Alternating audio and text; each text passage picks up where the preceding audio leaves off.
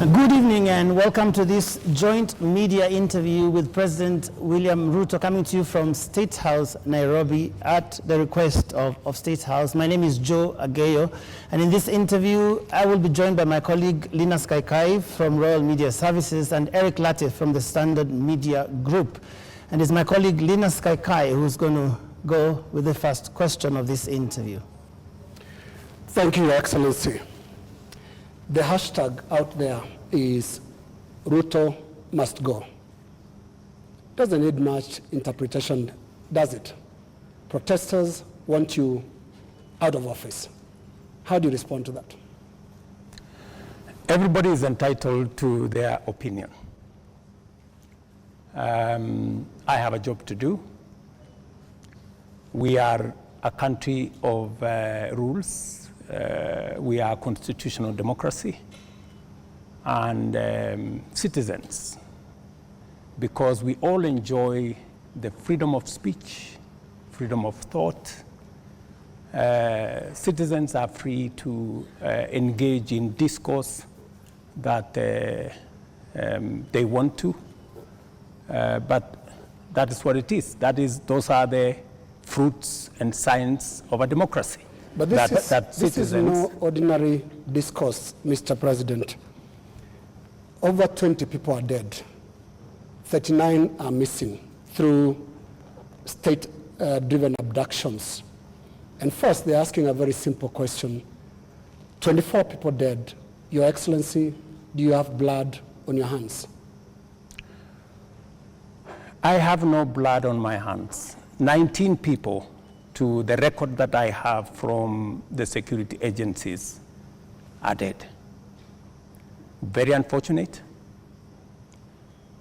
As a democracy, that should not be part of our conversation. 2.4 billion of property has been destroyed. The Office of the Chief Justice has been burnt. City Hall has been burnt. Parliament has been burnt. That is the situation. Let's turn lives, Your Excellency. 19 let's people turn lives, dead. Your Excellency. We have 19 people dead. I said 24, you said 19. Let's turn lives. And number two, Your Excellency. on abductions. Your Excellency, let's turn lives. There are people who are burying their children, whether they're 19 or 24. And they're watching now, and they want to see how you feel about the deaths. Give us your feelings, Your Excellency. Let me tell you. And we could give examples, Your Excellency. There is a 12-year-old boy, Kennedy Onyango from Rongai, whose mother narrated how his boy was basically just going to get books for his schoolwork. There is Rex Masai, who was shot in the middle of the street in Nairobi.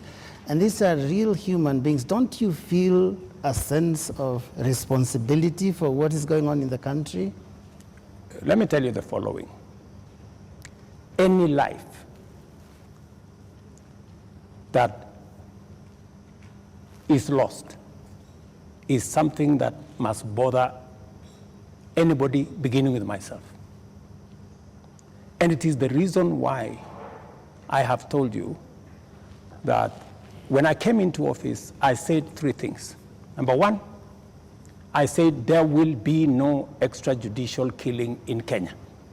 That's number one. And I have made sure that there is no extrajudicial killing in Kenya. That's number one. Number two, when I came into office, I said I want an independent police service. And I did sign the necessary instruments so that the police does not need permission, does not need authority, and does not report to the office of the president. The police operational, financial independence, I have made sure that the police don't have to ask me, don't ask anybody. They operate independently. And number four, it is true that children got into situations that they were they became victims of the demonstrations. What started to all of us, and I have spoken about it, I have said, the young people who have stepped forward to engage in the political discourse of their country in a peaceful manner, tribeless, are a welcome development in Kenya. That I said.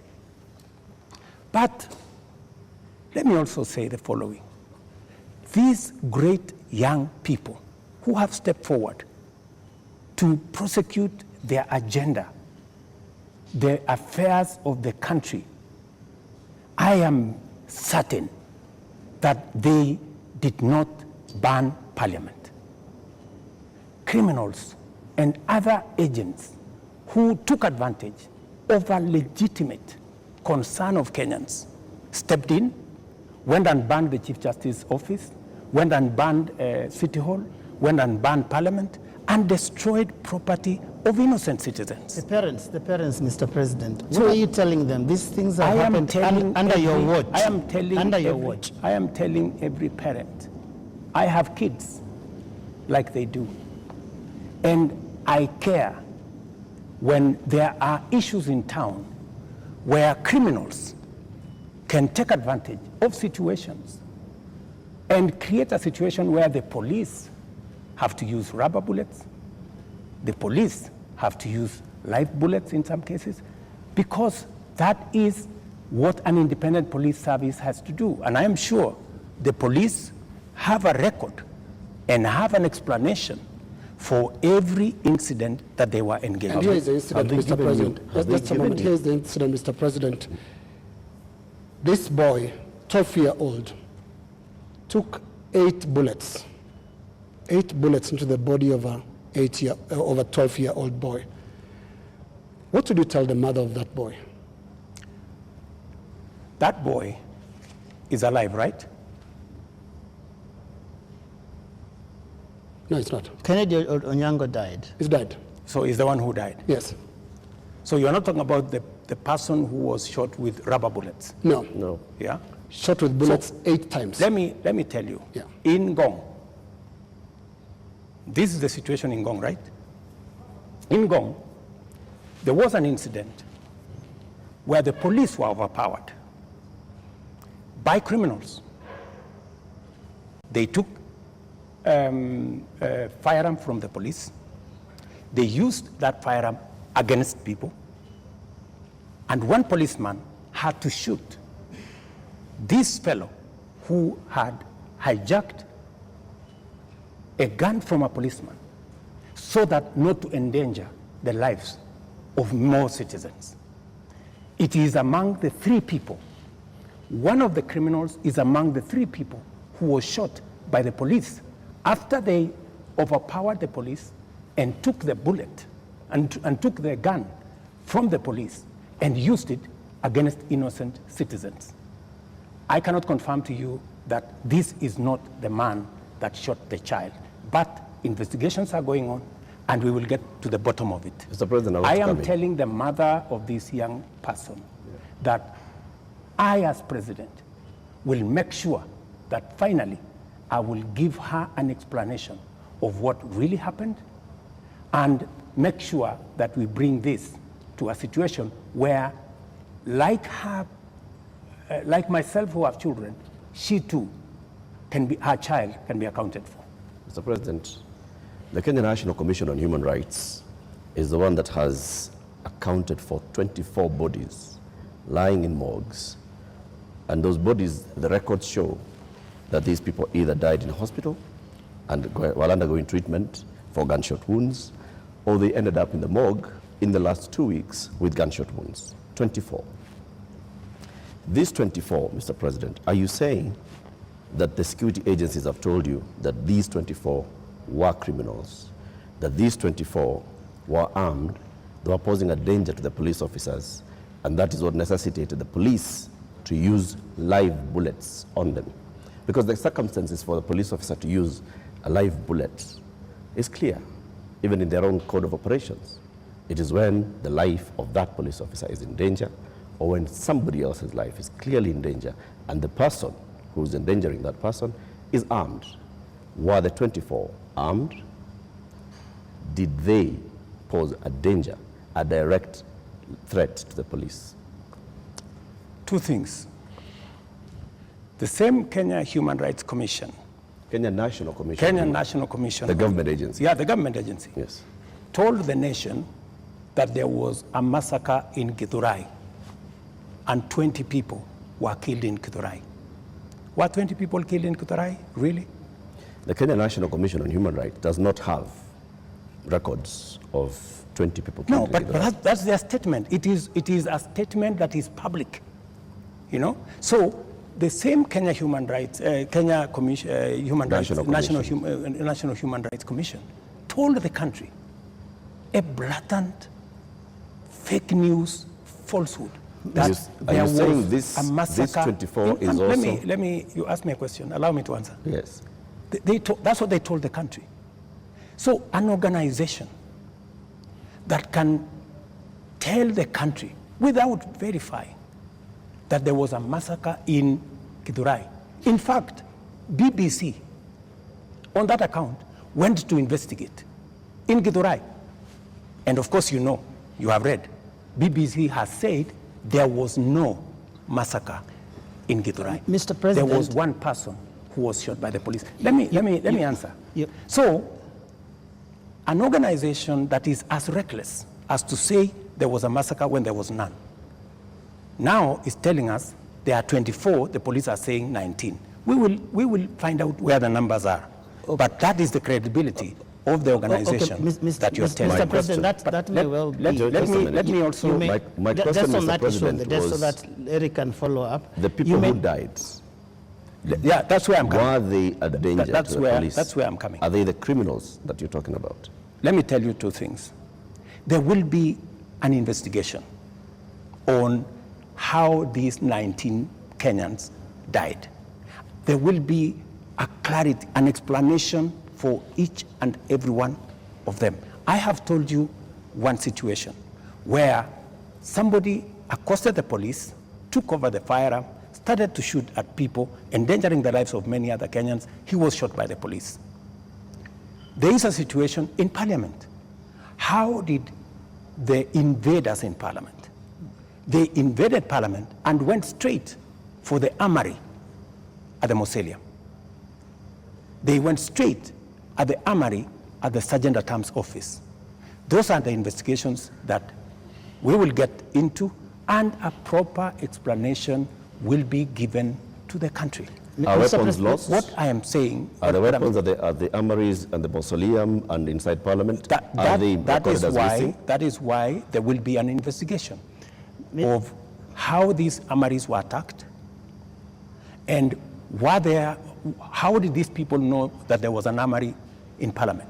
Mr. President, you may not believe the Kenya National Commission on Human Rights, but surely you would believe your own deputy, who has said there's been a return to extrajudicial killings and abductions, contrary to what you and him promised the people of Kenya. Let me tell you, I am the president, and I speak for the government of Kenya, right? And so this is what I'm telling you. I made 3 commitments: that I will make sure the police is independent, and I did that on my first day in office. Number 2, I said there will be no extrajudicial killing in Kenya. I have kept my promise. Number 3, I have told you that if there is any arrest by the police, that does not amount to an abduction, in my very honest opinion. Let's pause for a moment, Mr. President, and I just want us to go to that video over there, which will play on air, and let's pause and watch it together, Your Excellency. Let's watch this video. Sell them to the people of Kenya. There are enough intelligent people in Kenya to differentiate what is good from what is better and what is best. Ni jambo mbaya sana kama tutatumia askari polisi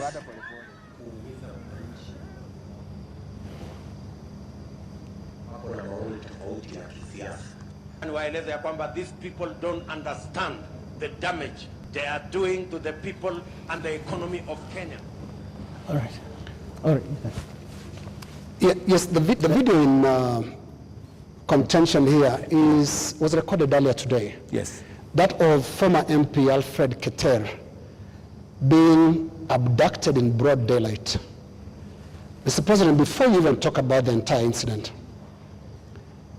the children were screaming, and a sound that we believe belongs to the wife was also heard, screaming in distress. How does that make you feel? Three things. I have told you, I made a deliberate decision to make sure that the police operate independently. That's number one. Number two, I have told you, if the police summon Linus Kaikai, and Linus Kaikai refuses to go to the police, are the police not entitled to come and look for you? When the police come to arrest you after they have summoned you and you didn't show up, is that an abduction? So let's have this as a confirmation that no, I'm just asking you. Let's have this as a confirmation, Your Excellency, that Alfred Keter was summoned by police. He refused to the police have respond to issued the a summons. statement. I would suggest, instead of us having a back and forth, the police have released a statement. Can you check what the police have released, the statement? And you still not answered my question. Which the was? wife and children screaming that way. I mean, how do you feel, Your Excellency? I mean, my friend, every child, every mother feels the same when their parent is under attack. I mean, that is what it is. But let me ask you,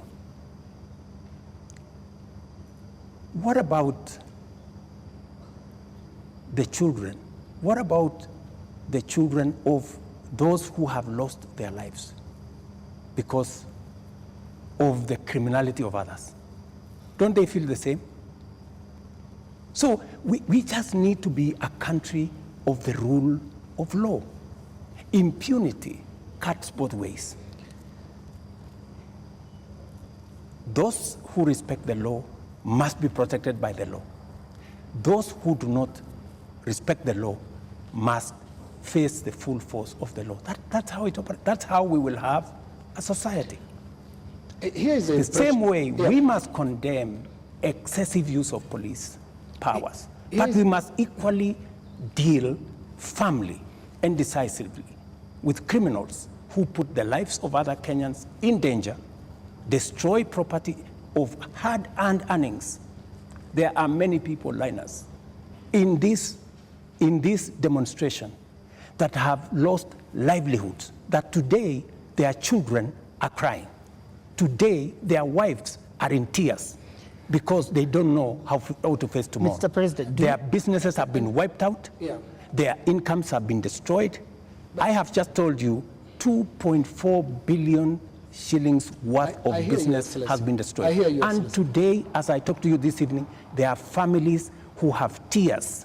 There are families who do not know how to face tomorrow. And I've asked you very specifically, President, how do you feel about those tears, especially those who have been killed by police bullets? It is horrible. It is horrible. When you find a situation where people are grieving, whether they are grieving because their parents have been arrested, or they are grieving because their hard-earned earnings of many years, monies there, I have on my phone, people who are saying, I borrowed money. My whole loan has been wiped out.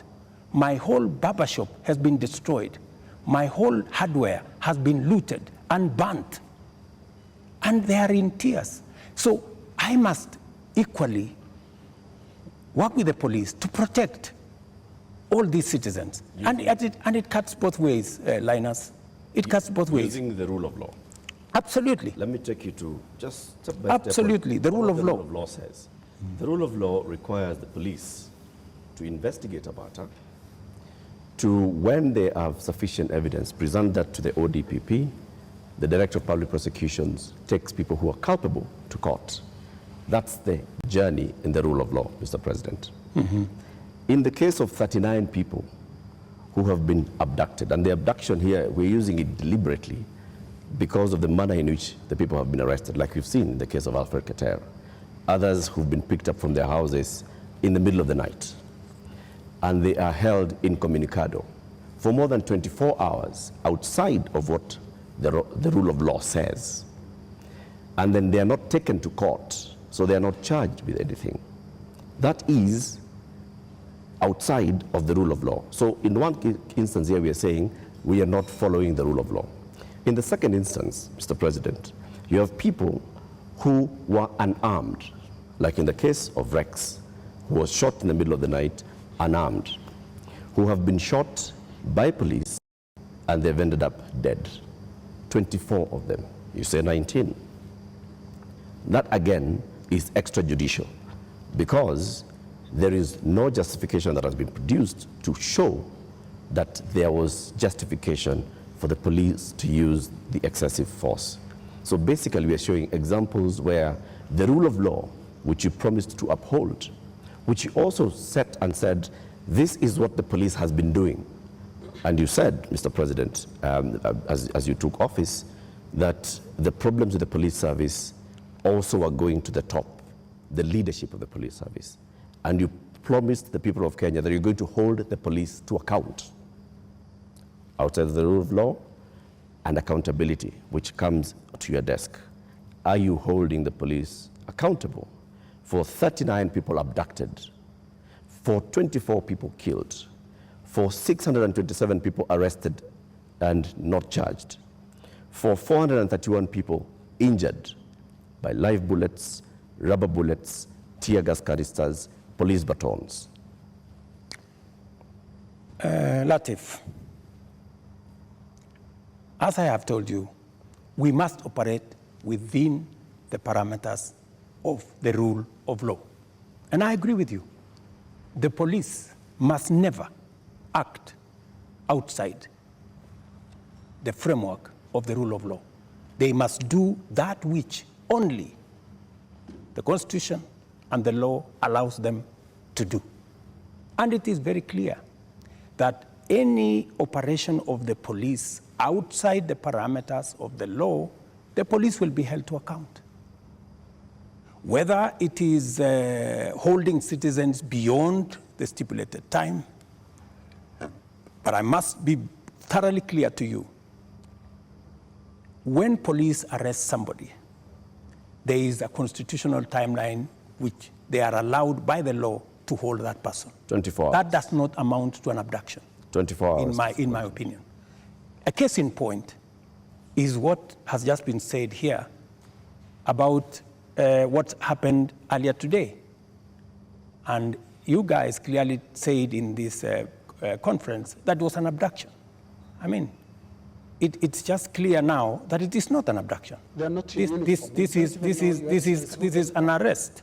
And the police have come forward to say, this is the situation, we have arrested this person, and it is just good for us to all of us follow the law. And I agree with you, the police must act within the law. But let me ask you one question also, Latif. I have never, in this conversation, which is now 20 minutes in, are you guys bothered about the fact that Parliament was burnt? Are you guys concerned that millions of businesses of Kenyans, hardworking Kenyans, were destroyed? How do you feel? But it all happened. How do you feel? It all happened under your watch, Mr. President. No, but this is at the end of the day, this is why we are saying you sought to keep us safe. We must be even. You know, we must be even. The police have a difficult job. They have to make sure the peaceful demonstrators are protected. But they also must make sure that the criminals, and when you say criminals, you know, when I said the other day criminals, many people took offense that I was calling the demonstrators criminals. That's not. Families of the dead, Your Excellency, that is not. That's a lot of offense. Family of Rex. Rex was killed in a week when the protesters were very peaceful. The first week of these protests were peaceful. We saw protesters carrying Placards. And water bottles. water bottles. My Rex was killed on his way out of work. let me How do you feel? I mean, let me tell family, you. when they hear you say criminals. I mean, are you telling me Rex is the one who banned Parliament? But Rex died without breaking anything. No, I'm just telling you. He died You know, Rex before. died There for are nothing. criminals Yeah. who infiltrated and caused mayhem. And in fact, some of the criminals are actually harmed. They actually harmed the peaceful protesters. Many of the peaceful protesters, they lost phones. They were attacked. In fact, some of the peaceful protesters were attacked by criminals, including a clear example of the one I have explained to you, that they overpowered the police, took the gun from the police, and started shooting innocent people. So we must deal with this situation globally. Mr. President. I feel for Rex and the mother.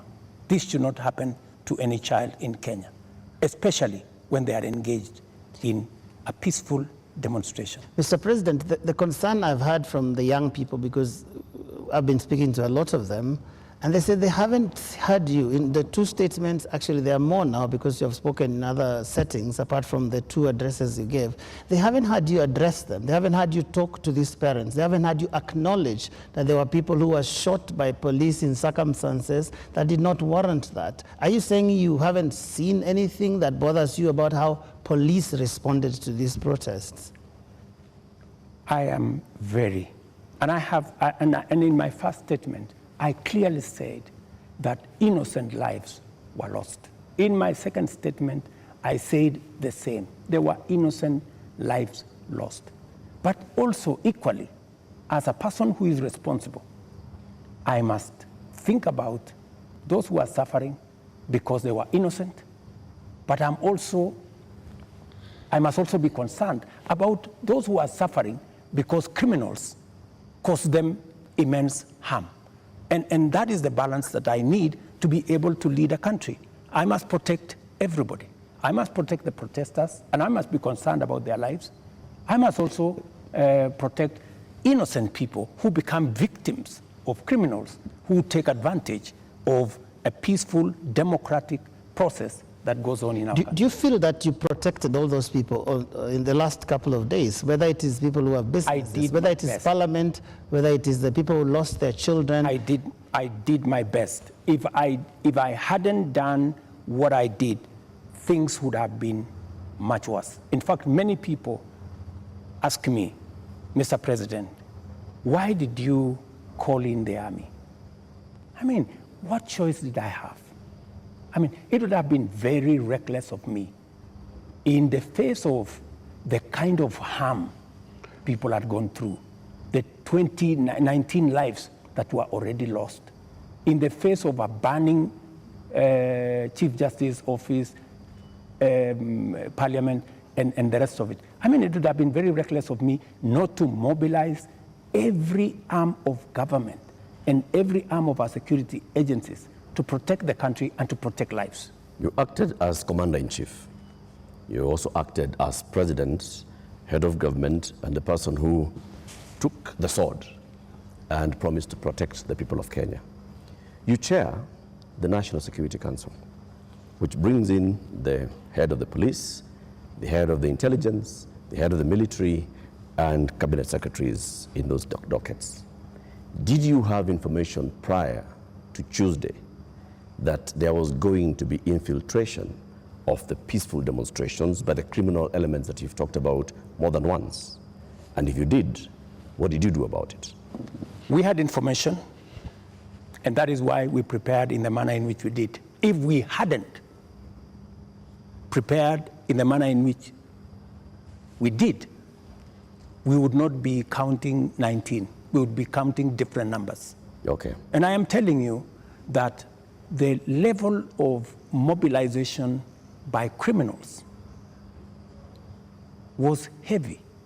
In fact, many of the peaceful protesters, many of the young people, very well-meaning young people, left the town by 10, maybe 11, because they realized, and in fact you could hear them in their zelo. They were saying, guys, this is not our group.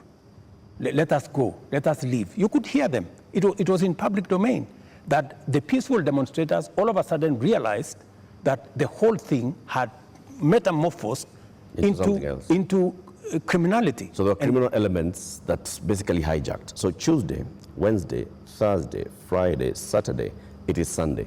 Mr. President, how many people are in custody on account of this? Those who you said they conducted treasonous activities, there were criminal elements. You will see them in court tomorrow. How many people are in custody? You will see them in court tomorrow. The police know what I have a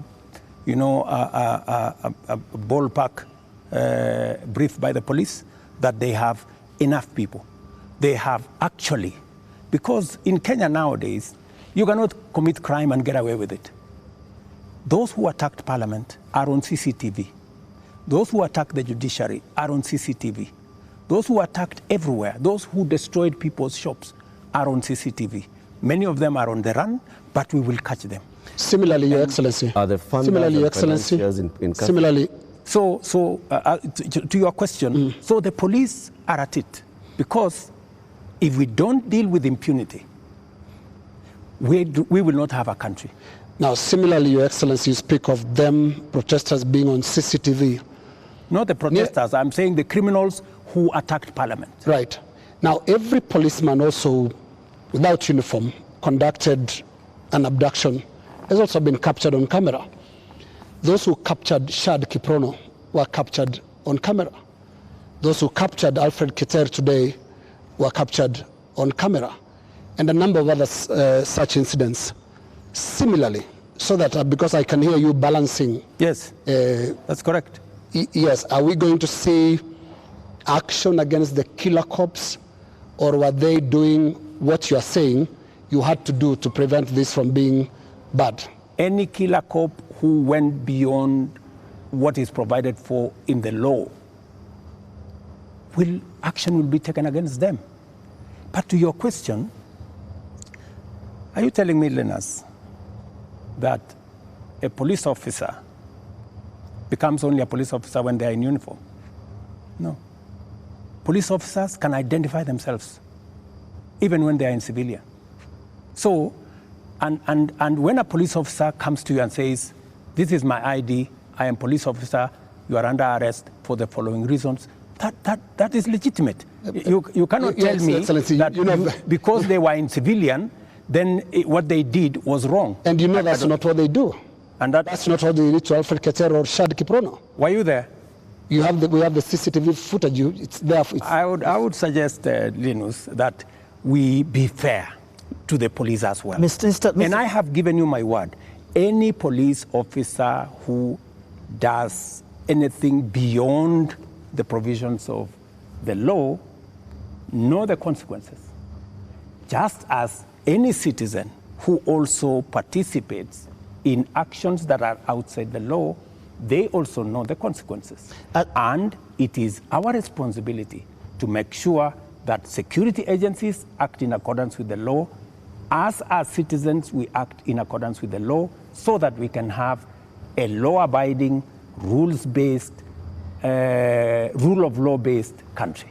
As things stand now, Mr. President, are you satisfied with how the police handled this whole matter? I think the police have done the best they could.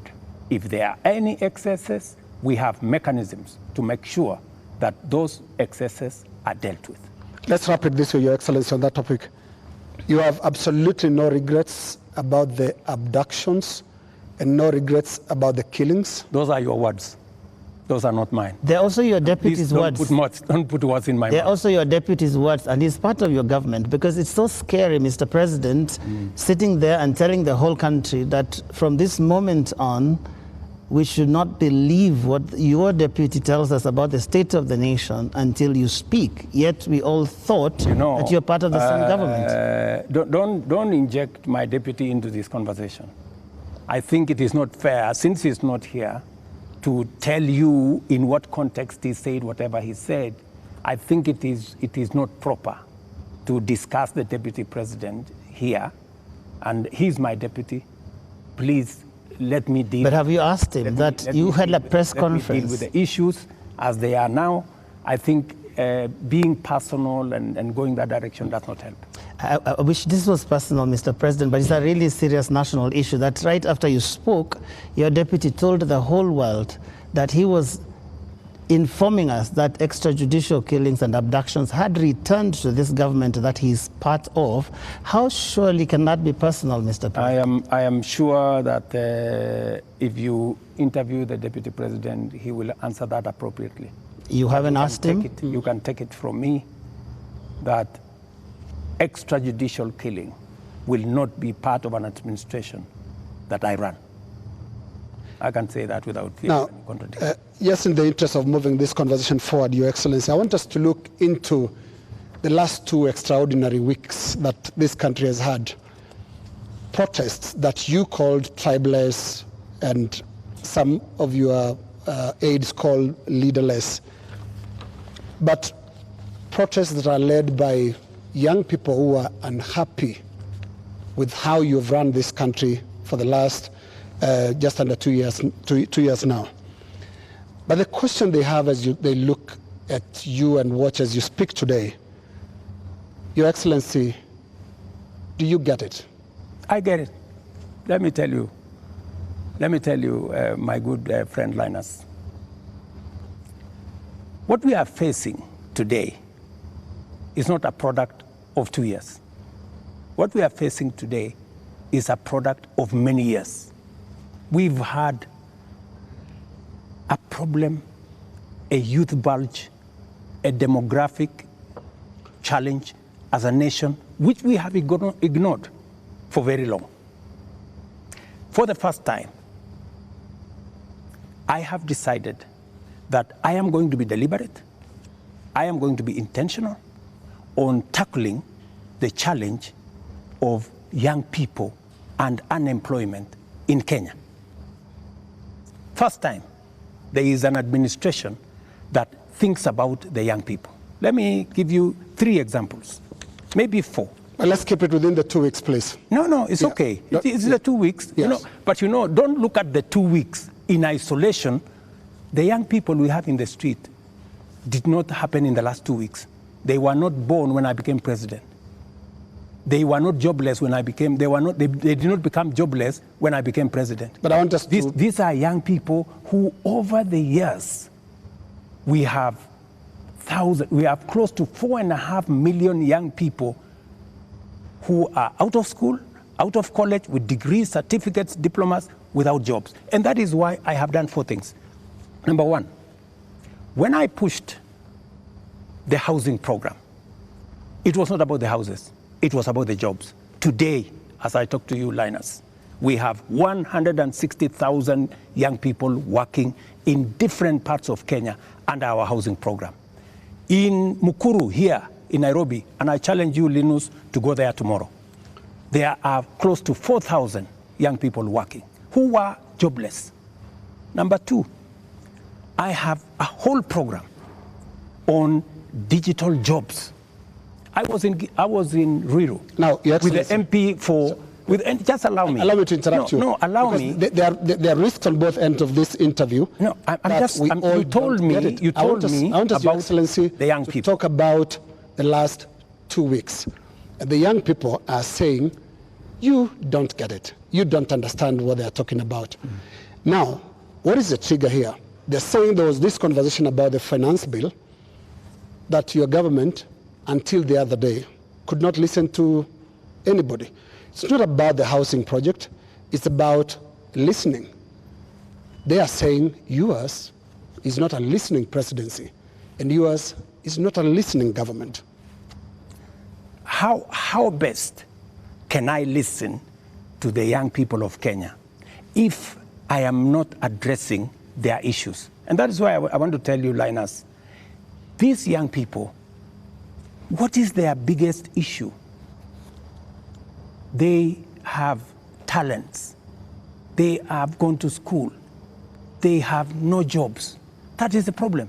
And I am addressing those issues. Housing is one of them. Digital jobs is another. I was in Ruiru with Simon Kingara, the MP for Ruiru, launching an ICT hub that is actually hiring already 5,000 young people. Our whole plan, including what was in the finance bill, was to increase CDF by 10 billion shillings to roll out ICT hubs in every ward in the Republic of Kenya, so that we can hire young people, train them, put them on digital jobs. I have a third program on export of labor. Mr. President, I have a fourth program on manufacturing, to be able to create more opportunities for the young people of our country. And we want to inform you, they're no longer just talking about things that can be done to them as a demographic. They are looking at the big picture. Finance bill brought them out. And when did they come in? They came in after all public participation forums were not listened to. Kenya Association of Manufacturers spoke to the parliamentary committee, same thing, and said this is a bad bill. Association of Insurance spoke to the parliamentary team, this is a bad bill. We had a big conversation on national television, this is a bad bill. You did not listen. You had a meeting here with your UDA MPs, and at some point told them to pass it as it is. And until the last week, that was the first Tuesday when the protests were there, when now you offered to some amendments. They're saying you're just not listening, and it's not about them, it's about the big picture issues, and we'll come to them, including the question of corruption, which is not really a youth thing. Indeed, Mr. And just to add on to that, Mr. President, respectfully, been more Mr. President, I just want to come in your analysis. I just want to add on to that, Mr. Because I want to add on to because let me just finish it. It's the same question. It's the same question. Mr. President, if you went into all the X spaces where the youth are speaking, if you looked at the demonstrations and what they were saying, the placards they are carrying, none of them has talked about we don't have jobs. None of them have talked about the housing jobs are not enough for us. None of them have talked anything about what you have mentioned. So it's not that they are not seeing about the jobs. It is beyond that, Mr. President. And respectfully, I want to put it to you that you're not hearing what they're saying. In fact, they only had after the protests, after all those things you described, that's the time that you came and said, I have listened. Let me tell you the following. The rejection of the finance bill, and this goes to what Linus has said, that we didn't hear anything. Let me tell you, the process of a finance bill, in fact, you know, many people believe in Kenya that the finance bill is an invention of William Ruto.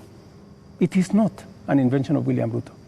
The finance bill is an instrument that has been with us ever since independence. Only that we have made it much more transparent. Only that we have brought out more to the public. And that is why there is greater interrogation of what government is doing, especially after the new constitution that made public participation not a sterile provision of the constitution, but public participation to be an integral part of lawmaking, an integral part of managing the country. Let me tell you, when we took the bill, when we formulated the bill, it had 346 billion of new revenue. When MPs went out to the public said, we don't think this is good. We don't think this is good. It was reduced by 140 something billion shillings. It remained just 200 billion. Doesn't that amount to listening? No, it doesn't. That the public said, reduce this by... No, it doesn't, no. Mr. President. And that's why I said reject it. Just wait. No, we are talking about listening. Yeah. Just relax. We're talking about listening, okay? So the public said, reduce this by 146. We sat down, we cut down the areas, we reduced it to 200. What went into the space was the people who wanted to mislead the public, to say, oh, you see, in fact, everything you have been told is still there. This was not removed. These people are not listening. These people are not listening. And let me tell you, my good friend Latif, we have dropped the finance bill. Yeah? What does that mean? It means we have gone back almost 2 years. It means that this year we are going to borrow 1 trillion shillings to be able to run our government. That's what it means. I have been working very hard to pull Kenya out of a debt trap. Mr. President. Let me just allow me, because we need to contextualize this finance bill. It is easy, Joe. It is easy for us as a country to say, let us reject the finance bill. That's fine. And I have graciously said, we will drop the finance bill. But it has huge consequences. It means we will not confirm the JSS teachers, 46,000 of them. It means we cannot support our farmers with 2 billion shillings for us to make sure that farmers get a fair return of 50 shillings per kilogram, per kilo of their milk. It means we cannot sort out the coffee debts. It means we cannot support the cherry fund. It means we cannot sort out the debts of farmers in Mumias. It also means that we will continue to import potatoes from Europe when we have potatoes in his village. You just told me in Kimana. We have potatoes in Nyandarua. We have onions all over the place. That may well be. I think the problem has been, these are people who are saying they haven't been listened to. You only listened because you said on that night, on that Wednesday night, that is the moment you said that you had realized, Mr. President, that Kenyans did not want anything to do with that bill. And one would wonder, how can that be, Mr. President? And you have had all these presentations that have been made. Did it have to take demonstrations and sadly loss of lives for you to come to a point where you'd realize what your people, the people that voted for you, are saying? That, I think, is what the young people are asking. Let me tell you, Joe, members of parliament are representatives of the people, elected. They are not fools. And they are not mad. And I want to say, one day, Kenya will know that the MPs who voted yes are the true heroes of Kenya. Those are the people who saw the opportunity for us to unchain our country from debt trap and take our country to the future. Let me tell you, Joe, and I want to say this to the people of Kenya, that my plan was to make sure that in the next 3 years, maximum 4 years, we have a balanced budget, where Kenya is not the country where we are today. Let me tell you, gentlemen, and I want to tell the people of Kenya the following. We are in a very difficult financial position. This is something that the people of Kenya must understand, and that is why I am happy that we have a crisis. This crisis will help us be candid and speak to each other properly and contextualize where we are. We raised this year 2.3 trillion from our taxes.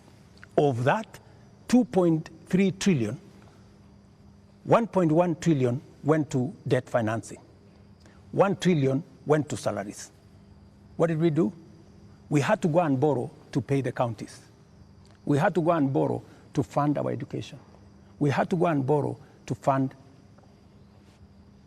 Now, the funding gap we have done with the finance bill going down is that instead of borrowing 600 billion, we are going to borrow 600 billion plus 346 billion, that is close to 1 trillion.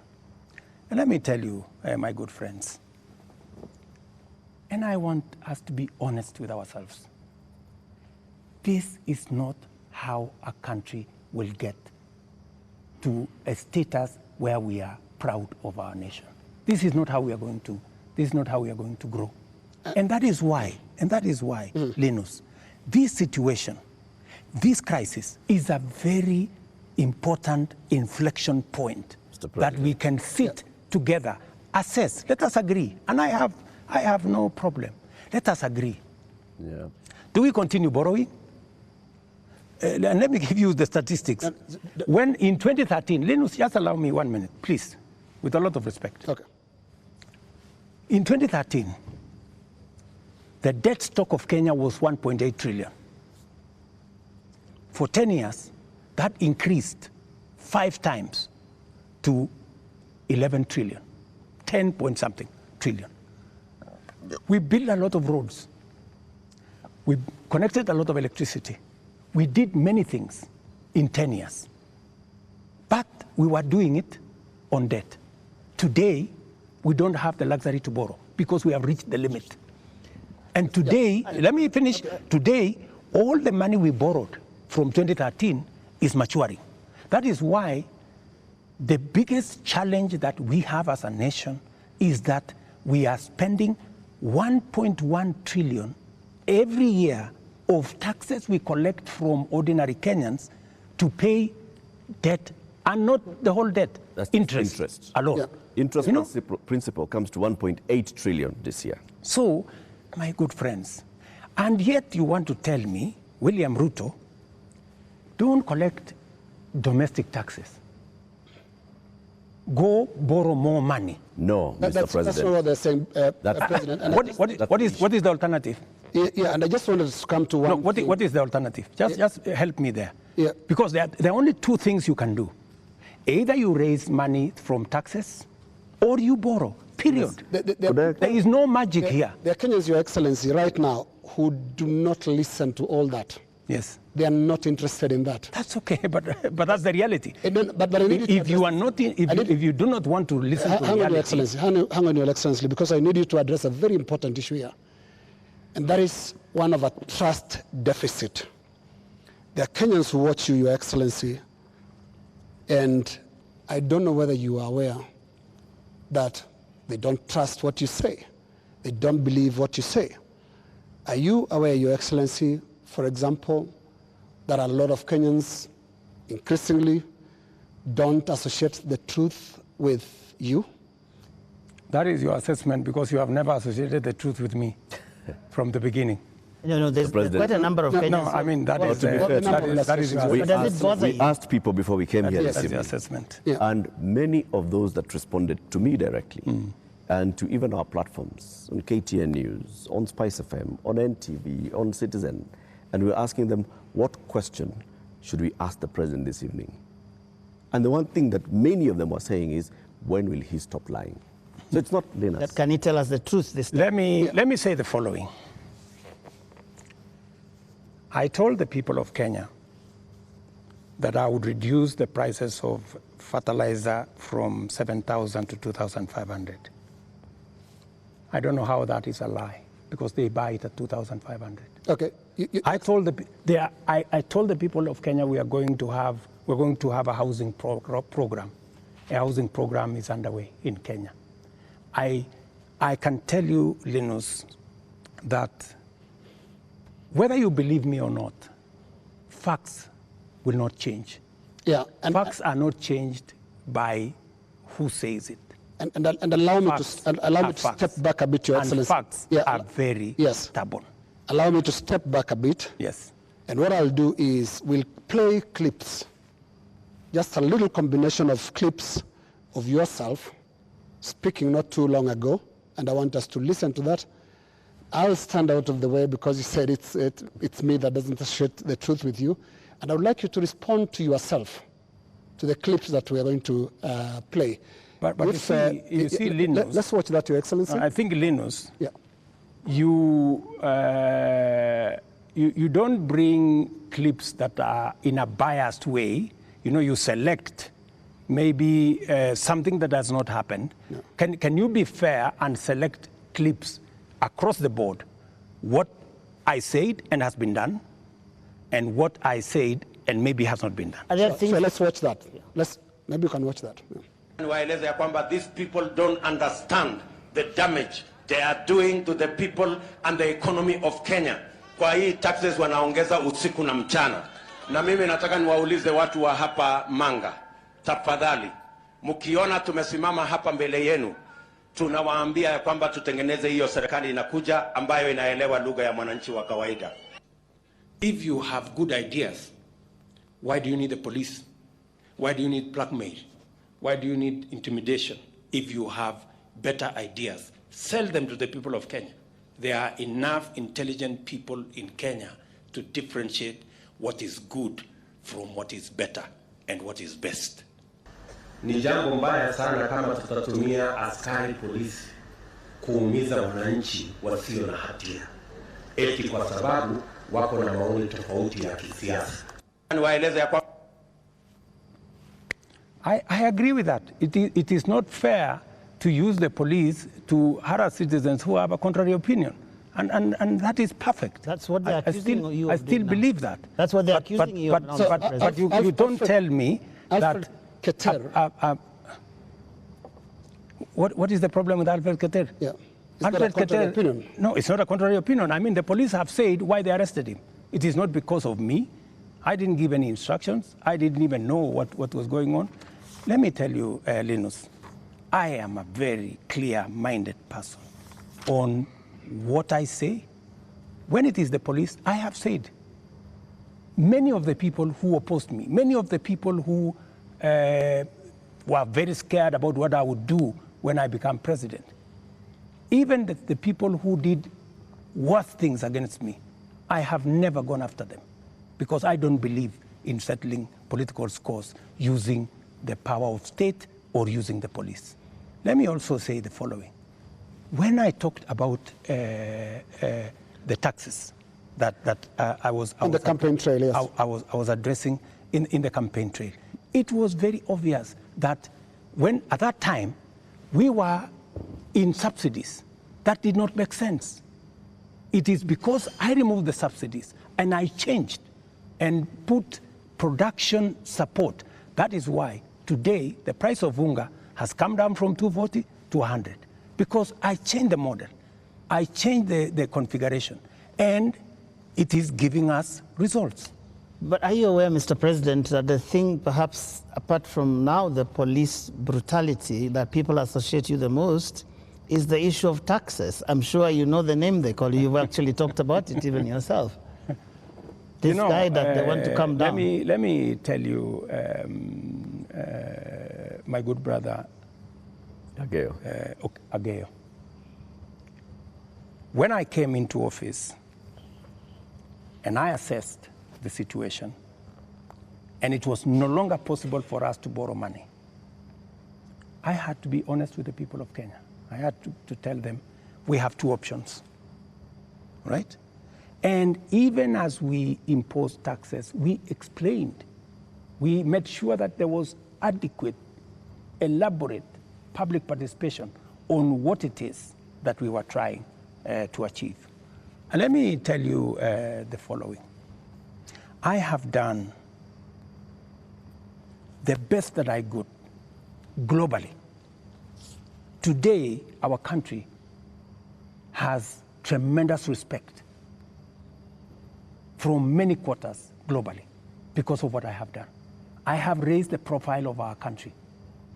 Today, I was in Narok, and the tourism numbers in 2022, 1 million tourists. In 2023, last year, 2 million tourists. This year, by God's grace, we will get to 2.7 million tourists because of the profile that I have done for the country. I know somebody will say that, that there is no truth in that, but call the tourism sector. They will tell you themselves that all hotels in Kenya today are operating 80% upwards, which is a new phenomenon in Kenya. I will also tell you that the international community have developed enormous confidence in Kenya. I see people who are saying, why did William Ruto go to China? Why did William Ruto go to Europe? Why did William Ruto go to America? Let me just tell you the following. When I went to China, We got money to be able to put equipment in 70 of our technical training colleges. Today, the contract has been signed, the equipment is being manufactured.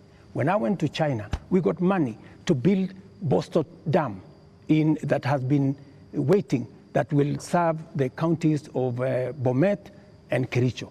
When I went to China, we got money to build, we got 30 billion shillings to build roads in Nyandarua, in Kirinyaga, in 8 other constituencies in Kenya. That's why I went to China. When I went to America, we got a $1 billion facility to be built in Naivasha that is going to be the biggest data center in Africa, funded by UAE, working with Microsoft and Kenya. When I went to the US, we also agreed Kenya became the only country in Africa that is going to benefit from the CHIPS Act, where we will be manufacturing computer chips with other countries. Kenya will be among the first, will be actually the only country in Africa that will benefit from that. And so many of the young people who I see today, those are my targets for the future. So it doesn't bother you that there's this tag on your head as a president who has overtaxed Kenyans, and that the sufferings that we are going through is because of excessive taxation that you have imposed on Kenyans? That is what I was asking about. You see, if I am called Zakayo, yeah, because I have explained to the people of Kenya that the option we have is, if we continue borrowing, we will go down the cliff. If that is what is going to take Kenya to be saved from a debt default, I don't mind being called Zakayo, because it is a sacrifice worth making. Mr. President, every morning on Spice FM, we have 4 hours of a talk show.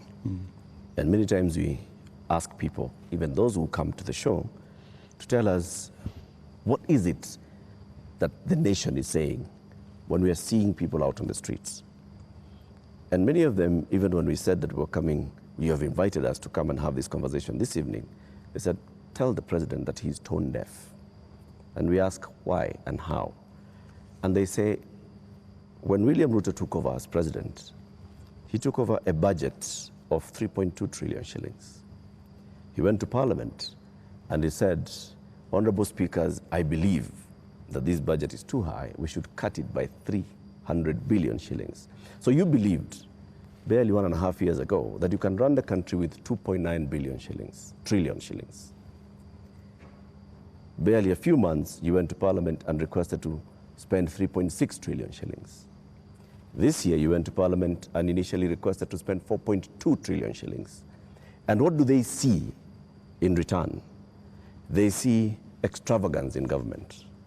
They see a government that is pushing gung-ho to employ new people called CASs.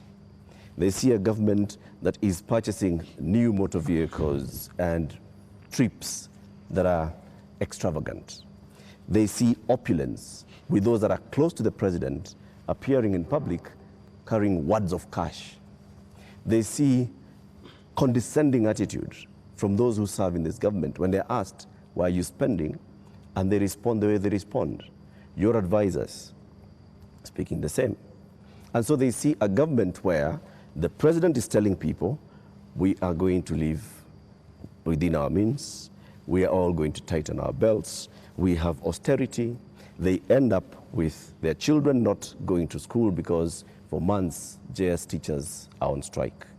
They end up with, right now, 91 days where clinical officers have not been to work. 91 days, Mr. President. We ended up with intern doctors going on strike for weeks because the government says it has no money. We end up with people going to the hospitals and there's no medicine. We end up with people who are being told that we don't have money to pay salaries, or we don't have money to pay salaries and also have development. Yet, they see all this extravagance and opulence from those in power. You are tone deaf, Mr. President, that's what they say. Well, I guess that's why we must have a conversation. That's why we must have a conversation. And I'm very happy for us to have this conversation so that we can put the facts on the table and we can all of us make a decision. But let me tell you the following. I've listened to you, and let me also tell you that today, the universities, which were almost closed, they had debts of 60 billion shillings. I have enhanced their budget by 40 billion shillings, the universities, because education to me is very important. It is the greatest equalizer. Today, the universities can confirm to you, and I was sitting here with the vice chancellors, that I made the right decision because we are funding the universities better. Let me also tell you, I took the decision to hire additional teachers, 56,000. It has never happened in the history of Kenya. Why? Because education is the greatest equalizer. Many parents in rural Kenya take their children to schools that have no teacher. And we are disadvantaging them. The children of the poor get the worst form of education. They have no chance. I decided, because I said it is bottom up, I decided that I'm going to put more money in making sure the child of every Kenyan has an opportunity to be their best by giving them the correct education. I decided that I am going to put money in farming. The first year, I put 10 billion shillings in fertilizer subsidy, a program that had been scrapped for 5 years. The difference is obvious. Today, by God's grace, we have a harvest. The prices of food commodities has come down. Day before yesterday, Latif, there was a release of where we are with inflation. Inflation in Kenya is now 4.6%. When I came into office, it was 9%. Inflation coming from food products. It was reported not by me, by the institutions that are charged, 4.6%. We have, where I have invested money, I can account for it. Right. And it is making a difference in the lives Their of concern many. is on extravagance in government. I will come to opulence in government. on opulence and extravagance. Every trip I have made, I have not made any trip outside Kenya to go and do things that are of no benefit to this nation. I can account for every trip that I have made outside our nation, whether it is on projects or programs or investments, or even the profiling of this country to put it in good standing for us to attract investment. In fact, the Nairobi Stock Exchange, which was almost closed, was rated the best in the world. Not said by William Ruto, but it was in the public domain by Bloomberg. If you don't believe me, believe Bloomberg. Mr. President, So I have done what I could for the country. You have But not let me answered- finish you have not answered the opulence. questions. Let me go to the opulence. And let me be very clear that the display of insensitivity is a statement that has come to me, and is a sentiment that has come to me. And you will see something very different going into the future, whether it is coming from my staff, whether it is coming from this office. And I know people have raised issues of CAS, for example. I deliberately, even after Parliament had approved the position of CAS, I have not appointed any CAS because I realized that we were in a situation that we could not. And no CAS will be appointed until we have an economy that can support more opportunities.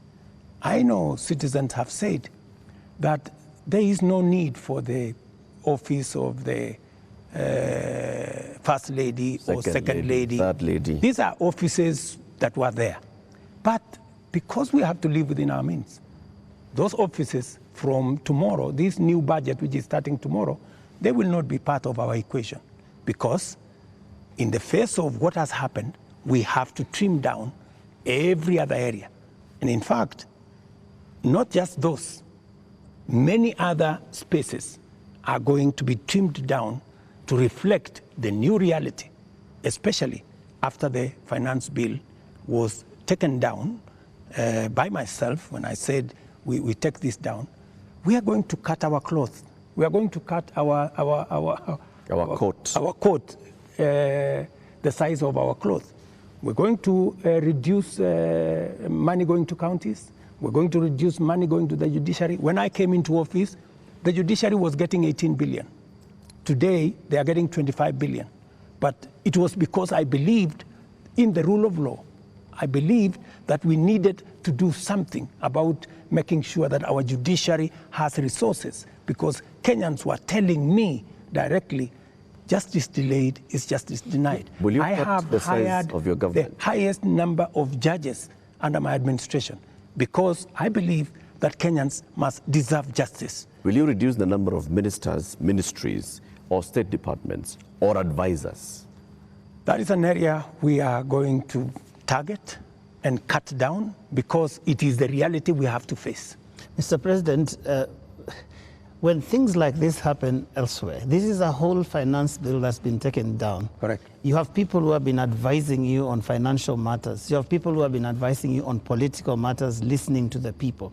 You have advisors who have talked down at Kenyans, who have called them spoiled kids, KFC, Java, and whatnot.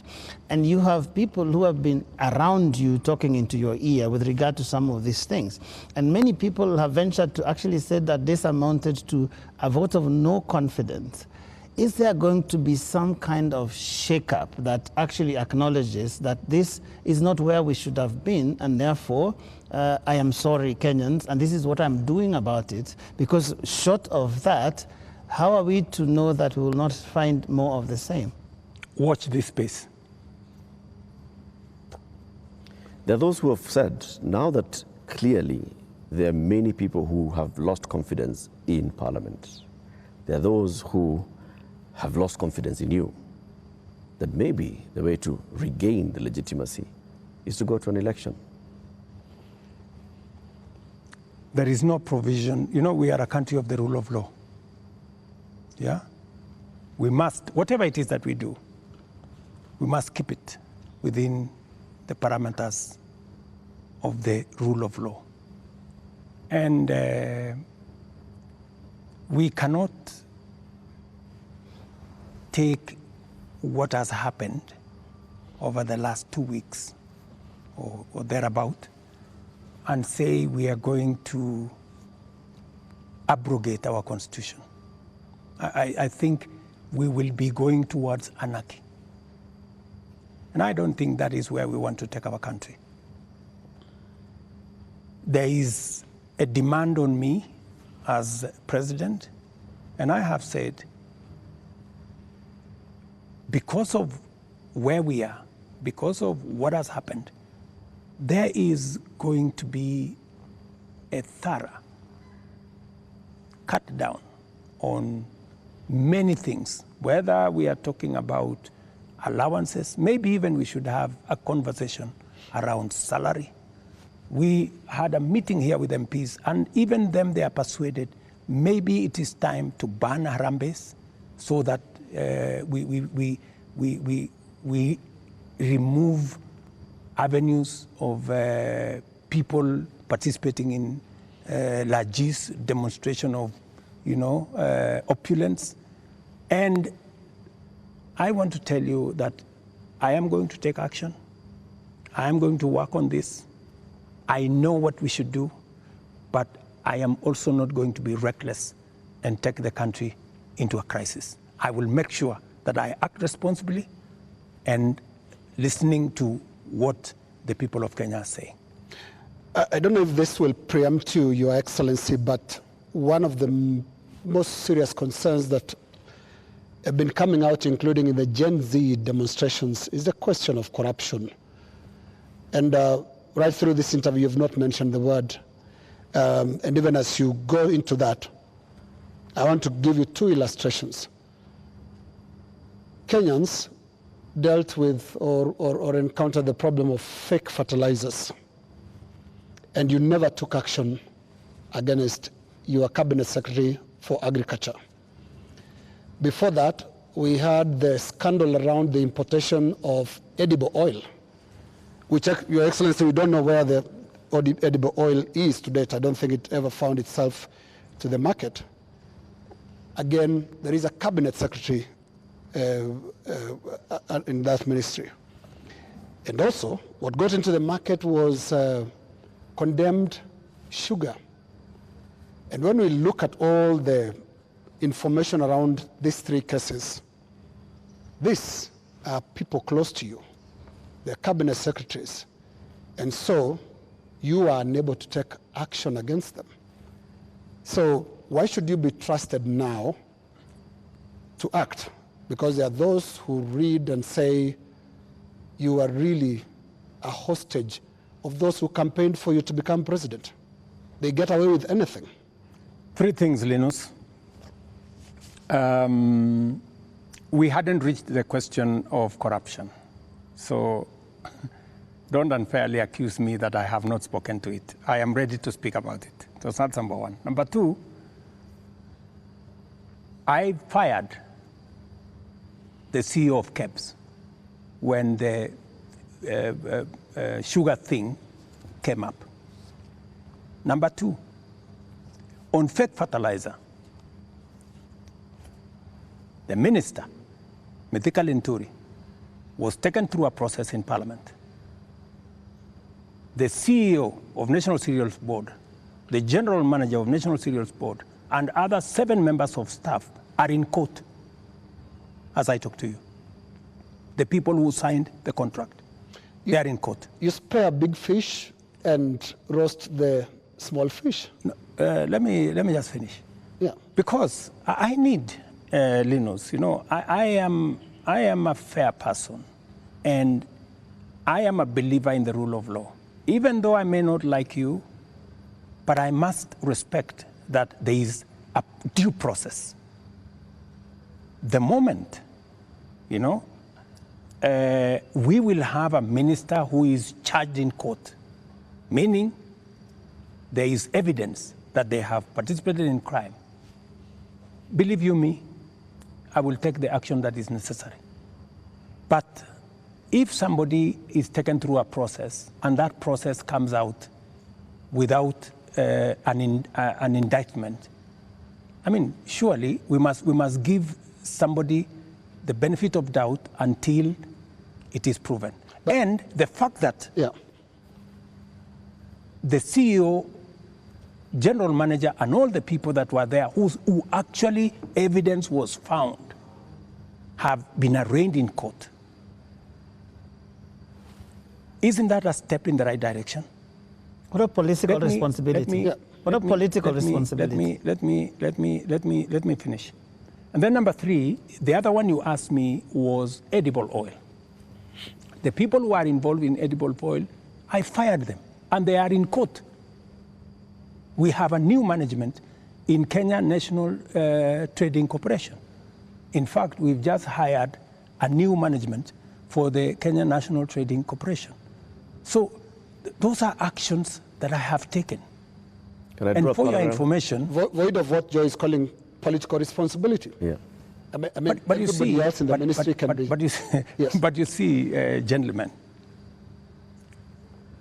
if there is no evidence against a minister, surely, do you want me to fire somebody if there is no evidence?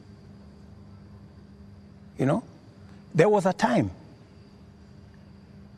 Uhuru Kenyatta, as I served him as his deputy, removed 6 cabinet secretaries. But eventually, they were found that they were innocent, and we had to appoint them to be ambassadors. You know, so some of these, you know, actions must be tampered with process of law, you know, due process. So unless we follow due process, gentlemen, we will end up being something else. Up to this, just a moment, Eric, in a moment, because up to this point, Your Excellency, if I don't want us to lose the context, the last 2 weeks have been extraordinary. We've never seen anything like this. You have KDF troops in the streets of Nairobi. Up to this point, Your Excellency, and including on the question that I've just asked you of accountability within your government, do you think you are addressing the grievances that have made thousands of Kenyans across the country in places that were unimaginable to get out to the streets to say Ruto must go? Do you think up to this point they feel you've addressed their grievances? I am not in their space. So I am doing what I believe I should be doing. I have taken the responsibility to withdraw the finance bill with all the attendant consequences. That I have done. I know what it means, and I know where it takes the country, and it is not a simple decision for me to make. And for your information, the finance bill was going to take Kenya big steps forward. But it's a sacrifice I've had to make because of the political reality that we are in. But it will mean counties will have to take maybe 30 billion shillings off their budget. It means we have to reduce CDF by maybe 10 billion shillings. It means we have to rethink about what to do with JSS teachers. It means we have to put on the freezer. We wanted to hire another 20,000 teachers because there are kids who do not have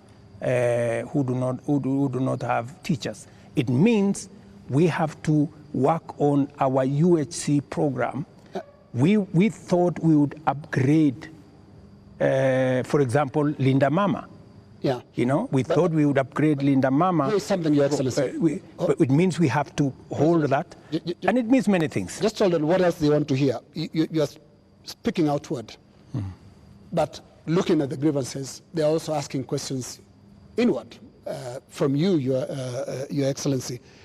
And what I can hear from these grievances that have been expressed quite loudly, you said you are not in their spaces. We sometimes get into the spaces to listen to what they are saying. And all they're saying is, you cannot be, for the next 3 years, the president that you've been for the last 2. So what is that you're going to change about? That's why, that's why, Linus, that's why, Linus, that's why we are here. Of course, it's not going to be business as usual with the kind of reality we are faced with now. It has to be different. Do you regret anything at all? What you should have done better? What your people would have done better? Well, maybe there are things we should have done better. We should have communicated better. I think the biggest problem we have, even with the finance bill, because the finance bill has great things for Kenya. The finance bill says we shouldn't be importing potatoes from Europe. The finance bill says we shouldn't be importing onions or eggs from Europe. The finance bill says we should be growing our own industries. We should be manufacturing diapers in Kenya. We have 10 companies doing that. We should be manufacturing all those things in Kenya. We should be expanding our manufacturing capacity. That is what finance bill was talking to. But I am sure we will recover that when we have explained. The biggest challenge that I regret is that we didn't communicate better. Maybe we failed in explaining to Kenyans what the finance bill was all about. Because I promise you, if I am given a chance to explain to the people of Kenya what was in the finance bill and what the finance bill would have done for this country, every Kenyan would have agreed with me. But my regret is that they would say you were here, Mr. President. They said you would have explained. We didn't explain ourselves better, maybe my communication team failed. Maybe not maybe, I'm sure my communication team failed. Our communication architecture did not deliver, did not get the message out to the people of Kenya. Yeah. In fact, if you look at what people were saying, they were saying, for example, there is a matter of land on the finance bill. There was no matter of land in the finance bill, not even a single line. And it is on that basis that people rejected the finance bill and many other things that were not in the finance bill. Now, communication is about words, Mr. President. Let's go to the deeds, because when you see what Gen Zs are doing, for the first time in the history of this country, we've had protests on the altar of the Holy Family Basilica, because the young people of this country are telling you the political culture, which you've been part of having politicians speak in church, converting the platforms into, converting the pulpit into campaign platforms, must end. So I'm not hearing you addressing and looking more inward into this whole picture that the Gen Z is painting. They're not just talking about some of those things that you're raising. On that, Linus, I have even had an occasion to speak to church leaders here. On that, on matters of politics on the pulpit, I am 100% aligned. We shouldn't be using pulpits in churches or in any other places of worship to prosecute politics. It is not right. And I agree, we need to change that culture. We need to change the culture of Harambee. Harambee started as a noble exercise. It supported many people to go to school. It supported many people to deal with the challenges of medication and hospital bills. But I think it has been stretched. It bred corruption? It has stretched too far. And I think it's time, corruption? as a country, we must stop corruption. We must stop Harambees, because it is occasioning and it is breeding, if I may say, corruption. Yeah, because when your aid of a much lower pay grade donates 20 million shillings to a church fundraiser, there is something fundamentally wrong. And that is why this conversation is necessary, so that we can stop it. Conversation, Mr. President. On Wednesday, you said you are hearing that there's what the Gen Zs are saying, and you're going to initiate a conversation. We saw the head of public service release a press release saying that there is now a formation of the National Multi-Sectoral Forum that will bring together all people. And you started having conversation with church leaders. The Gen Z, upon seeing this, are saying, we did not ask for a conversation. We asked for action. So what action is going to precede this conversation? Because the conversation is another talk. It reminds people of the NADCO talks, the BBI talks, IPPG talks that just happen and they just don't end. And people are saying, we want action, Mr. President, right now. We will participate in action, in conversations maybe later, but for now, now, Mr. President, yes, what's the action? I promised that I will engage the young people. Yeah, I promised. I was just making good my promise. And I promised a multi-sectoral forum, and that's what I have put out. I also promised that these are some of the topics I want us to discuss. I want us to discuss debt. I want us to discuss taxation. I want us to discuss unemployment. I want us to discuss corruption. I want us to discuss these issues. And it was a suggestion, and I am open. I am hearing that the young people are saying, we don't want a multi-sectoral forum. Maybe we should have an engagement with the president on X. And I am open to having an engagement with the young people on a forum that they are comfortable with. You're ready to go digital? If they want me to engage with them on X, I will be there. At this point, Mr. President, do you think you know what the young people want? I have many young people in my house. Are they telling you all is well? The same ones that are in all these other spaces. And they want an engagement. They have ideas. They have suggestions. And I am open. If what we are doing on the digital space, on the housing program, on the export of labor, on manufacturing, if they have suggestions, I am open to those suggestions. They can improve, they can change, they can make new suggestions. And I also have a responsibility as a father, because these are our children. I have also a responsibility to guide and to listen to them and to tell them, yes, on this, I agree. For example, let's not have a spouse's office. I agree. Let's not have CASS for now. I agree.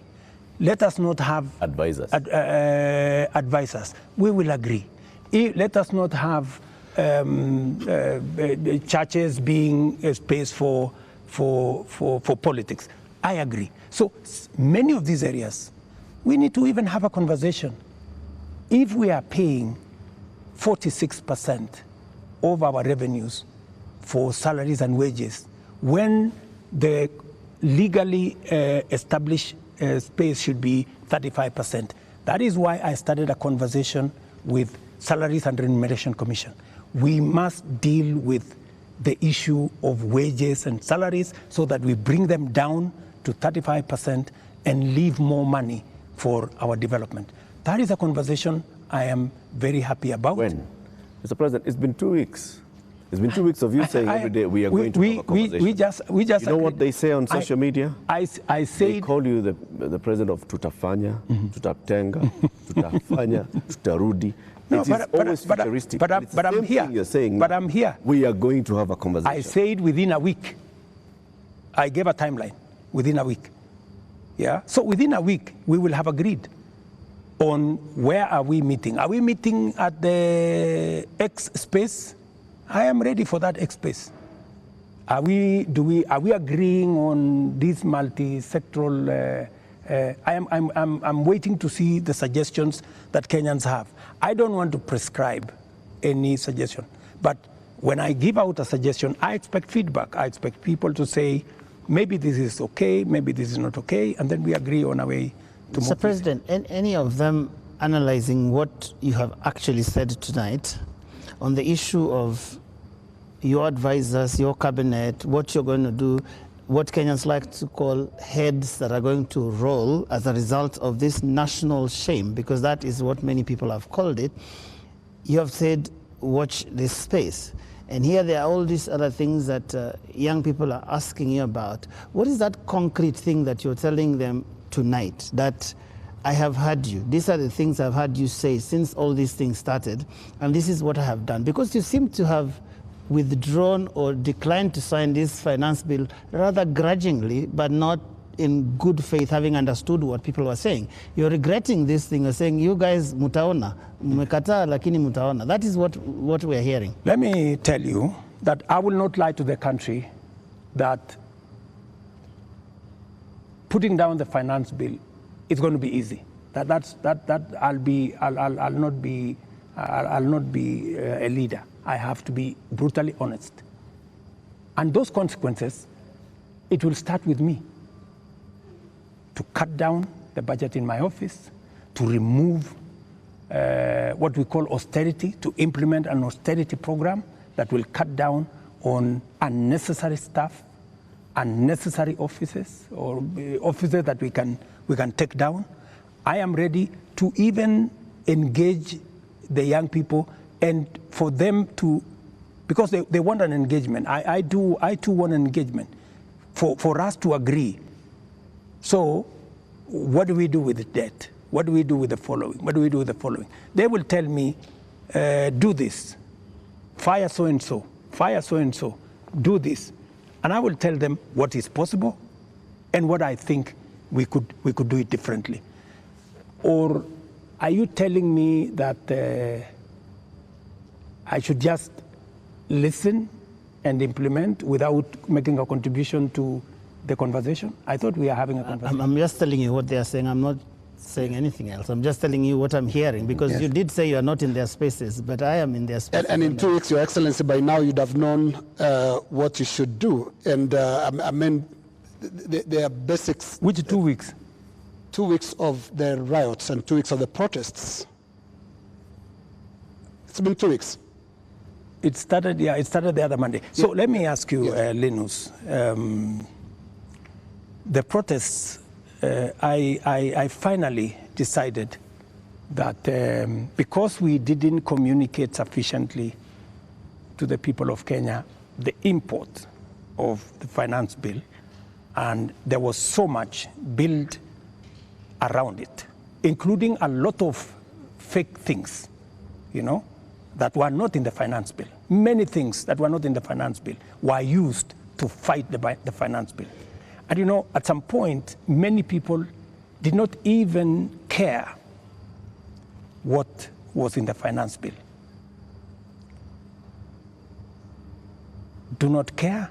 I think, you know, at some point, you know, as leaders, we must stop somewhere and say, we have a country to run.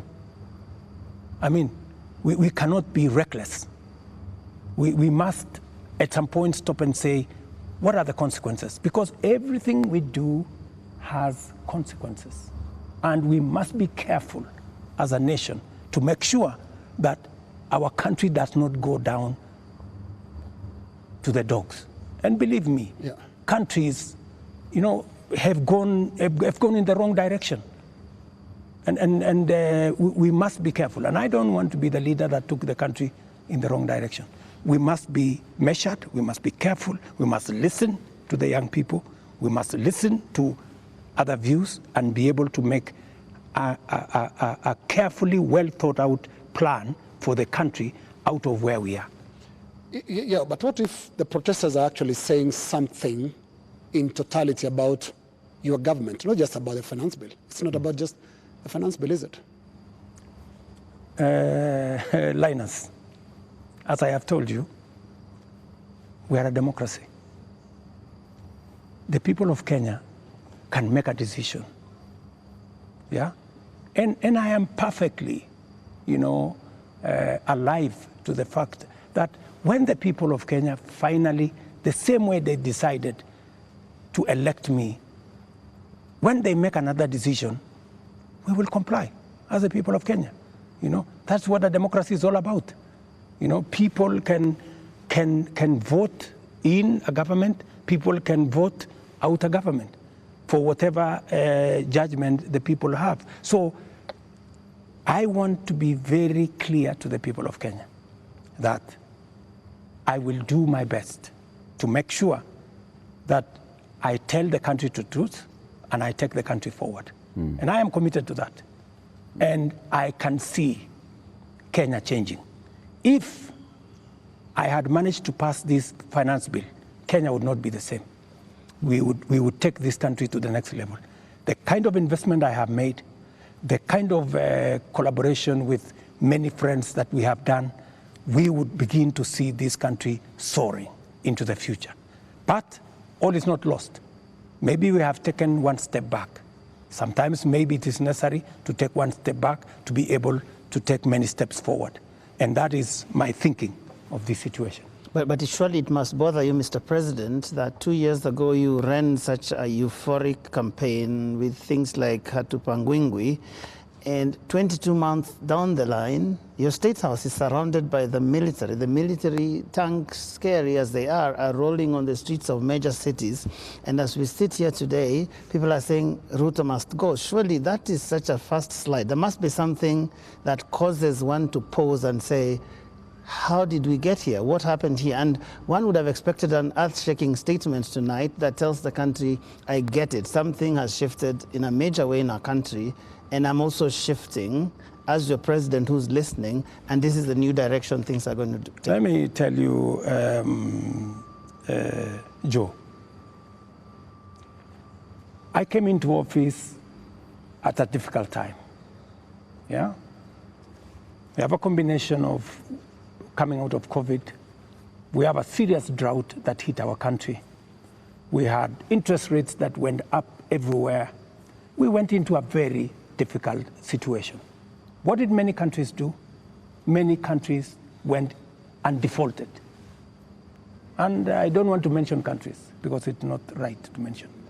But almost 8 countries in Africa went down. Many people expected Kenya to be among the 8. But believe you me, I have carefully managed the economy of Kenya. Kenya is not among the countries that have defaulted. If anything, we have running programs in Kenya. We have a whole housing program that is running. We have a whole digital program that is running. We have made changes in our education. We've hired more teachers. We've made sure that we have a new funding model for our universities. We have supported our farmers. We have reduced the cost of living. We have done many things, even in the context of all the challenges that we have had. I am telling you, I came in, and I believe I am the right person to be in this space when Kenya is in a difficult position, because I believe I am the person who can sort out the challenges that faces Kenya at a point like this. But when the public and the protesters, the Gen Z, some of who actually formed the base of your election campaign, are telling you, we are disappointed, you've not delivered. Hashtag Ruto must go. What do you tell them? Let me tell them the following. Good friends, the young people of our nation, my sons and daughters who supported me to win the election. I hear you. In fact, I saw, I think it was on your headline, a gentleman from my village who was saying, the president has let us down. Many children in this village are not getting jobs locally. That is why they are going abroad.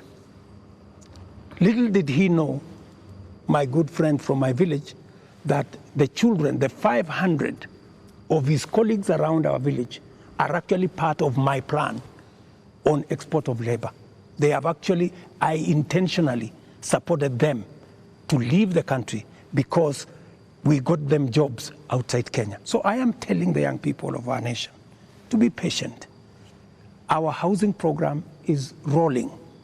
We will be hiring more architects, we will be hiring more engineers, we will be hiring more professionals to support our housing program. In the next 2 years, we will have 300, maybe 1,000 people working in that space. Be patient. We are sorting out the challenges that are facing our digital space. We are rolling out our digital space. Young guys, by the end of next year, God willing, we will have a digital hub in every ward in Kenya, because we have already started that process. Every TVET in Kenya today has an ICT hub with young people monetizing their talent. I want to tell them we are full speed into manufacturing.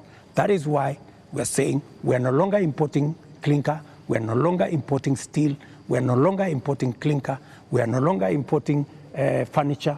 We are going to stop importing eggs, we're going to stop importing onions and all this, because we want to promote our local manufacturing to be able to create jobs for them. We are no longer going to be importing diapers or sanitary pads from other countries.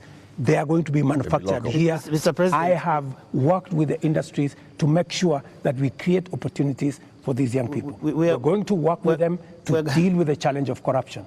We're going to work with them to cut down on government like this. I am going to make sure that we have a lean government that responds to the reality of where we are as a country. That is what I am telling my good young people. The young people. There's another group of young people. Please speak to them directly. Yes. The young doctors who are in university graduating this year, yes, who are going to look for internship correct, the next year.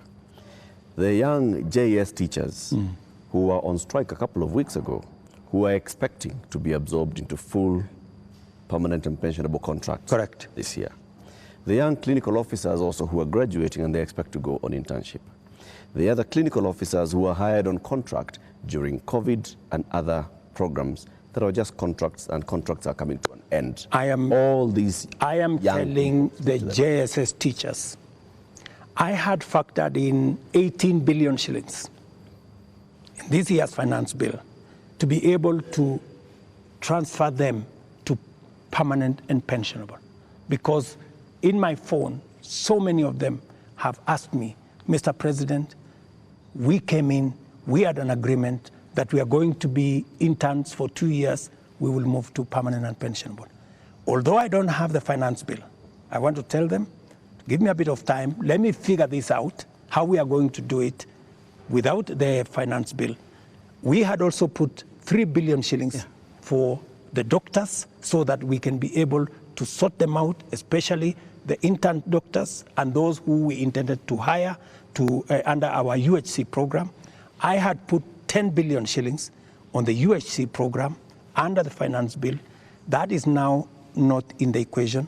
I have to figure out, let them just give me a little time. I'm going to figure it out again because I know and I feel and I made a commitment to them that we will do this. So even in the absence of the finance bill, and even as we cut down on expenditure on many other areas, it is still my commitment that we will see what to do with them so that the job they are doing in teaching our children, in treating our people, do not go to waste. Mr. President, we're almost winding down this, but have you noticed that those young people, they actually have worked out the things that they believe you can take out and still be able to do the important things? Because you seem to have this elaborate plan, and I'm wondering where their views will fit in, because you seem to have this all worked out, but they probably don't want all those things. That is why they have figured out. That is why, you know, part of what I told you, Joe, is communicating, you know, and I hope this time round I find a medium where I can engage, you know, and I am ready to go to this X place to engage with them. And I want to tell them, this is my plan, okay? Tell me how I can make this better. Tell me this is not good enough, you know? Change this. Because I have seen some of the demands they have made. They have said that don't hire CASs, and I agree with them. They have said, remove the office of the first lady, the spouse of the second lady and all that, and I have agreed with them. They have said a couple of things that we already are in agreement. They have, of course, said some of the things, abolish the office of women rep. I've seen they have also said we should reduce the salaries of MPs to 200,000 or something. Some of those things are things that are not in my power. Those are the things that we need to do a whole of society, a whole of nation approach, so that if we are bringing down salaries from 1.1 trillion to 700 billion, that is something I am willing, and I am ready to start with my own salary, going down to salaries of others, so that we can all live within our means. Your Excellency, we're now going to our final questions. And my final question will be about the protests and the deployment of KDF, which you did a few days ago. Now, the Gen Z, millennials, and the online Kenyans that are organizing these protests are promising to be back on the streets on Tuesday. What should we expect on Tuesday when protesters, peaceful as some of them have been, turn up on the streets of Nairobi? Do we expect them to be chased away by the Kenya Defense Forces? First, the Kenya Defense Forces will not be on the street. They only come as a last resort. If the demonstrations will be peaceful, I promise you, the police will be there to protect the demonstrators. But the police will also be there to make sure that the criminals, the fellows who come to burn offices, the fellows who come to loot property, will also be dealt with. That is my commitment. We must all operate within the law. And that is what it is. My final question is on the elephant in the room, the elephant in our budget, public debt. Candidate William Ruto responded to a question during the debate, and he said he's going to commission an audit of the public debt. President William Ruto last year responded to the same question and said it's important for us to audit our public debt. Today's question is when? Public debt is actually a public document where we are as a country. The 10-point-something trillion of our debt is in the public domain. But I am prepared for us to put in forensic experts as part of this exercise so that we can all appreciate, yes, this is what we owe, and then agree, how do we pay? How do we deal with it? In fact, I was in Korea. In fact, Korea, when they had a problem of debt, the whole nation came together. And people contributed gold. Others contributed many things because they wanted to pay their national debt. Maybe we will need that conversation once we are all clear that this is public debt. My question, Mr. President, is when? As soon as we finish this conversation, once we have agreed that this is the way we are going, I will institute the necessary steps to make sure that that debt is audited and it is made public for Kenyans to know this is the public debt. And I'm sure it will not take a month for us to be able to know, what is Kenya's public debt? And then we can take it up from there and go forward. Mr. President, my final question is about your cabinet. Given the things that have happened, given the questions that have been raised about fertilizer, about edible oils, about sugar and all of that, tonight, can you look Kenyans in the eye and tell them you have full confidence in the cabinet that is currently helping you to run the country? The cabinet that I have maybe could have done better. That's not the question, Mr. President. Maybe could have done better. I'm answering your question. Okay. Yeah? Maybe, unless you have a better answer. Allow me to answer. No, I just thought my question was specific, but you can that's go what ahead. I'm saying. So maybe my cabinet would have done better, right? And I am going to do a soul searching on how we need to move forward. All right, thank you very much, Mr. President, for your time. Ladies and gentlemen, that is where we end this conversation with the President tonight. My colleagues have been Lena Kaikai from Citizen TV, Royal Media Services, and Eric Latif representing KTN News from the Standard Media Group. And my name is Joe Ageyo from NTV. Do have a lovely evening.